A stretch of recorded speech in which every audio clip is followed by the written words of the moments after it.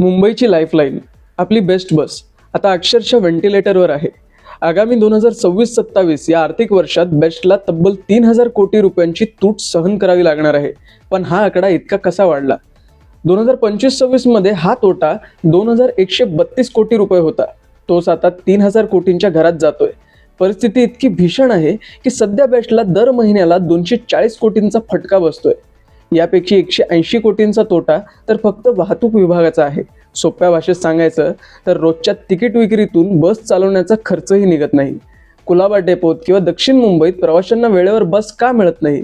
कारण बेस्टच्या ताफ्यात आता स्वतःच्या मालकीच्या फक्त 249 गाड्या उरल्या आहेत आणि बाकीच्या 2412 गाड्या या भाडेतत्वावर सुरू आहेत. गाड्यांची अपुरी संख्या आणि तिकीट दरवाढ यामुळे प्रवासी कंटाळून बेस्टकडे पाठ फिरवत आहेत आणि त्याचा थेट फटका बेस्टच्या तिजोरीला बसतोय. या सगळ्याचा सर्वात मोठा फटका बसलाय तो बेस्टच्या कर्मचाऱ्यांना. पैशांअभावी 4500हून अधिक निवृत्त कर्मचाऱ्यांची देणी अजूनही थकलेली आहेत. गेल्या बजेटमध्ये मुंबई महापालिकेने बेस्टला 1250 कोटी रुपये दिले होते. त्यातले 1000 कोटी अनुदानापोटी आणि 250 कोटी नव्या बस खरेदीसाठी होते. तरीही बेस्टचा गाडा रुळावर आलेला नाही. त्यामुळे आता आगामी बजेटमध्ये बेस्टने पुन्हा पालिकेकडे मोठ्या निधीची मागणी केली आहे.